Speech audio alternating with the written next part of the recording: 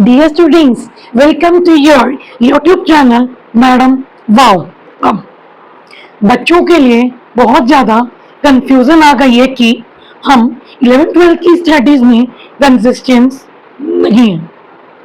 और दूसरी चीज, ऑलरेडी हमारा जो कोर्स था वो अप्रैल से लेके सितंबर आ गया, काफी टाइम चला गया और बच्चों का सिलेबस उस एक्यूरेसी, स्पीड और लॉजिक से नहीं हुआ due to ignorance and carelessness and lack of concentration. तो आज हमारी वीडियो इसी टॉपिक पे होगी कि अब एग्जाम को, जो कि हमारा बोर्ड का एग्जाम है मार्च, किसकी बात कर रहे हैं हम, मार्च 2024 टू 25 का ये सेशन है। ठीक है, हमारा एग्जाम जो है वो 12th क्लास की, अगर मैं बात करूं तो 12th क्लास का एग्जाम कब होना है, मिड ऑफ फरवरी 2025 तक, राइट। अब देखो ये एग्जाम खींच के मार्च अप टू अप्रैल तक जाएंगे for the class 12th। Now the second thing which I am going to tell you is that कि अब हमारे पास कितना टाइम लेफ्ट है, क्योंकि सितंबर में हमारे ऊपर क्या है, हाफ ईयरलीज। ठीक है, अब इस हाफ ईयरली में हमारा सिलेबस हाफ आना है, बट जो एग्जाम हमारा फरवरी में है इसमें क्या आएंगे, ऑल बुक्स। तो हमारी वीडियो इसी के ऊपर टिप्स देगी आज, tips for study effectively for boards and for class 11th and 12th। ठीक है, क्योंकि अब बच्चों के मन में बहुत बड़ा एक क्वेश्चन मार्क होगा कि क्या हमारी तैयारी अब भी हो सकती है, इतना वास्ट सिलेबस है हमने नहीं किया। तो जी हाँ, अब ये तैयारी आपकी इजीली हो सकती है अगर आप आज से ही अपनी कंसिस्टेंसी इन स्टडी और कंसंट्रेशन एंड फोकस बना के रखेंगे। देखिए स्टूडेंट्स, मैं आपको एक चीज क्लियर कर रही हूँ, ये चीजें आपको इसी चैनल पे क्लियर होंगी, मैं आपको कोई भी धोखे में नहीं रखूंगी। आपका जो भी एग्जाम आना है, अकाउंट्स का, इको का, बीएससी का, इंग्लिश का, ठीक है, ये एग्जाम आपका एक न्यू पैटर्न पे बेस जाएगा। जो आपका न्यू पैटर्न कौन सा होगा, लेटेस्ट सीबीएसई कॉम्पिटेंसी बेस्ड। ठीक है, अब इस कॉम्पिटेंसी बेस्ड पैटर्न में आपसे क्या क्या पूछा जाएगा, सबसे पहले आपको हर कंसेप्ट के बेसिक्स क्लियर करने पड़ेंगे। बेसिक्स के ऊपर ही क्या क्वेश्चन आएंगे, gap fillers, assertion reason, statement based question, case studies, picture reading question. ठीक है, इनको हम क्या कहते हैं, कॉम्पिटेंसी बेस्ड क्वेश्चन। 1 मार्कर्स में एमसीक्यूज आ जाएंगे या फिल इन द ब्लैंक्स आ जाएंगे। ठीक है, अब दूसरी चीज, इस चीज को भी लेके कंफ्यूज मत होना कि अभी तक कोर्स तो इतना हमारा कंप्लीट नहीं हुआ। ठीक है, फिर भी हम अपने टारगेट को अचीव करेंगे।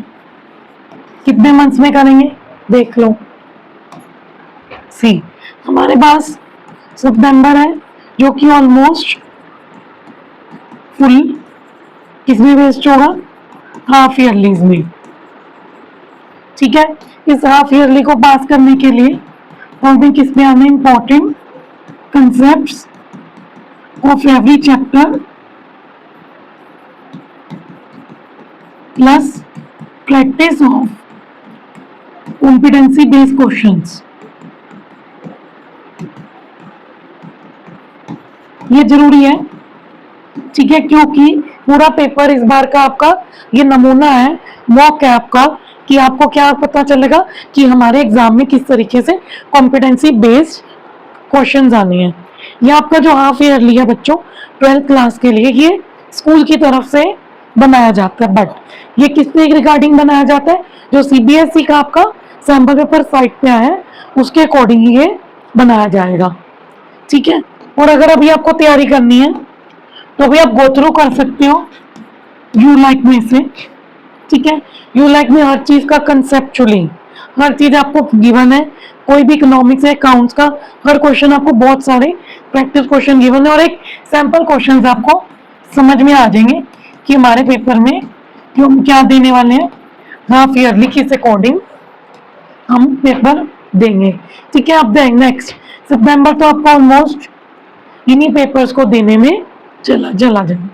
नेक्स्ट अगर हम बात करें तो हमारे पास अक्टूबर है, नवंबर है, दिसंबर है, ठीक है। हमारे पास कितने मंथ्स है 3 मंथ्स। नेक्स्ट अगर मैं बात करूं कि जनवरी और मिड ऑफ फरवरी ये 2 महीने आपको रखने हैं revision and practice of competency based question, और इनके साथ आपको स्मोक भी लगानी है जिससे आपको पता चलता रहे कि आप किस तरीके की पढ़ाई कर रहे हो और आपका क्या लेवल है, so that you can come to know about how you are performing and analysing yourself कि आप किस लेवल पे ये स्टैंड करते हो, just to analyse your effective study. अब 3 मंथ्स है हमारे पास, इन 3 मंथ्स में हमें सिलेबस के बेसिक्स को 1 शॉट में समझना पड़ेगा। कह सकते हो आप हमारे पास टाइम कम है तो हमें डेली एक समराइज वे में हर कंसेप्ट को बेसिक्स क्लियर करने हैं, और बेसिक्स क्लियर करते करते मैं आपको समझाती हूँ। अब ले लो आप इकोनॉमिक्स, ठीक है। इकोनॉमिक्स में आपके 2 हैं, 2 सब्जेक्ट्स हैं, एक मैक्रो इको और दूसरी है इंडियन इको, ठीक है। पहले मैं इकोनॉमिक्स की बात करूंगी, ठीक है, और नेक्स्ट वीडियो हमारी आएगी how to study effectively for accounts. अगर बच्चे चाहते हैं कि मैं अकाउंट्स की बनाऊं तो मुझे कमेंट कर देना। अभी हम एक नॉर्मल बात करेंगे, ठीक है। नाउ इकोनॉमिक्स की अगर मैं बात करूं तो मैक्रो और इंडियन इको है, तो हमारे पास कितने मंथ्स हैं 3 मंथ्स, ठीक है। और आपके 3 मंथ्स के बाद दिसंबर में नवंबर में प्री बोर्ड्स भी स्टार्ट हो जाएंगे, और साथ में एक और प्रेशर आएगा इन 3 मंथ्स में आपके स्कूल के यूनिट टेस्ट का, इंटरनल एक्टिविटीज का और आपके प्रोजेक्ट्स का। तो इसको हैंडल कर लेना, और आप पे डिपेंड करता है कि आप कैसे इन 3 मंथ्स को यूटिलाइज करते हो, जो मैं आपको बता रही हूँ। देखो मैक्रो इको में जिस बच्चे ने स्टार्ट करना है फर्स्ट चैप्टर से, ठीक है। जैसे कि आपका फर्स्ट चैप्टर कौन सा है हमारा, जो है हमारा जो पहले आप वेटेज देखती है, वेटेज की अगर मैं बात करूं तो एक क्वेश्चन हमारा आता है नेशनल इनकम से, ठीक है। आपने क्या पढ़ा है नेशनल इनकम, फिर आपने किस पे आना है मनी एंड बैंकिंग पे, ठीक है। फिर आपने आना है तो डिमांड एग्रीगेट डिमांड एंड, ठीक है, एग्रीगेट डिमांड वाले चैप्टर पे आना and it's related aggregates, aggregate demand वाले पे आना। फिर आपने आना है गवर्नमेंट बजट पे, फिर बीओपी पे, ठीक है। ये चैप्टर्स हमारे क्या है इधर तक सीमित है। हमने क्या करना है, सबसे बड़ा हमारा चैप्टर एग्रीगेट डिमांड हो, aggregate demand and segregate supply वाला। हमें क्या करना है इन सारे चैप्टर्स को क्विकली जल्दी 1 शॉट में इनको बेसिक्स इनके समझ जाने हैं, ठीक है, जिसको हम पढ़ेंगे बेसिक समरी, ठीक है। बेसिक समरी के साथ साथ जैसे हमने आज नेशनल इनकम की बेसिक समरी करी, तो उसी दिन हमें क्वेश्चंस प्रैक्टिस करने हैं जो क्या competency based which is related to your numericals, ठीक है। और कुछ क्वेश्चंस जैसे case based, 1 statement based, 1 short questions. और आपकी जो मैक्रो होगी वो कितनी होगी 40 मार्क्स की, और इंडियन इको भी कितनी होगी 40 मार्क्स की, ठीक है। इंडियन इको के हमारे अगर हम जाएं तो chapter 1 Indian economy on the eve of independence, फिर आगे लिबरलाइजेशन, प्राइवेटलाइजेशन, फिर हमारी करंट इको हो जाएगी जिसमें हमारी human development, rural development, infrastructure और नेबरिंग कंट्रीज के साथ इंडिया को कंपेयर किया। अब इन सारे चैप्टर्स को भी हम किस में पढ़ेंगे समरी में, प्लस इनकी क्या देखेंगे, प्रैक्टिस करेंगे, कॉम्पिटेंसी बेस्ड क्वेश्चंस।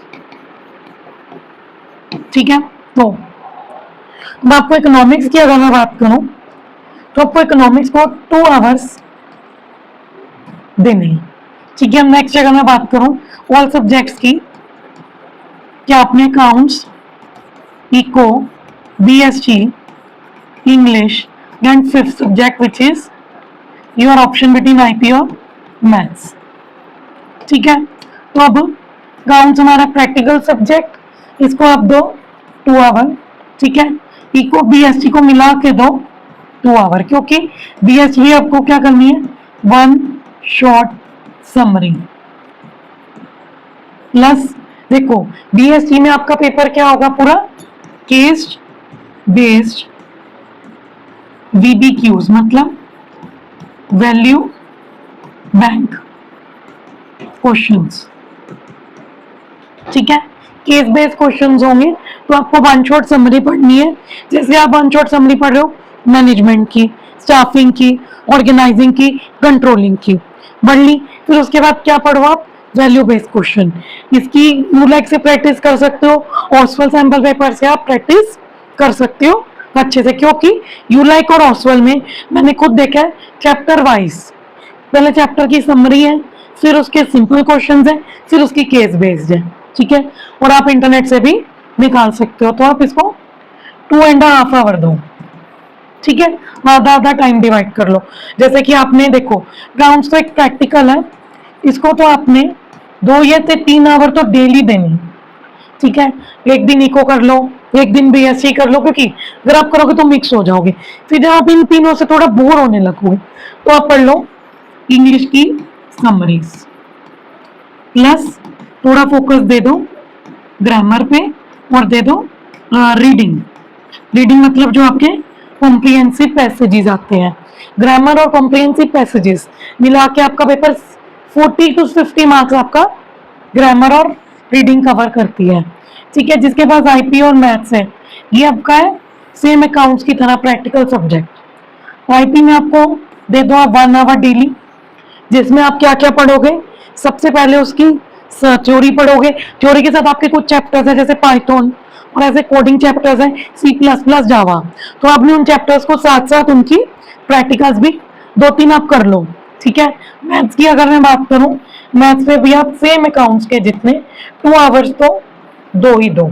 ठीक है, तो 2 आवर कितने हो गए, कभी 3 इसको दे दो, कभी 1.5 या 1.25 घंटे मैथ्स को दे दो, तो कितने घंटे हो गए, 2 और 2 4, 6.5। मतलब आपको स्कूल से आके जिन बच्चों का 6 to 7 आवर्स आपको डेली निकालने हैं स्टडी के लिए। ठीक है, इस स्टडी में आपको इफेक्टिवली वे होगा। और दूसरी चीज, जो बच्चे कहते हैं कि हमारी अभी कंसंट्रेशन नहीं बन रही, हमें डर लग रहा है, तो उसकी भी नेक्स्ट वीडियो में बहुत जल्दी बना। तो till now thank you for watching my video. Till now do like, share and subscribe to madam Bhav YouTube channel. और आप सबके लिए इन 1 शॉर्ट्स वीडियोस जो कि रिलेटेड है 11-12 के अकाउंट्स एंड इकोनॉमिक्स से, वो वीडियोस बैक टू बैक इसी चैनल पे आती रहेंगी। सो कृपया इन वीडियोस को देखिए, पढ़िए, सीखिए। Thank you.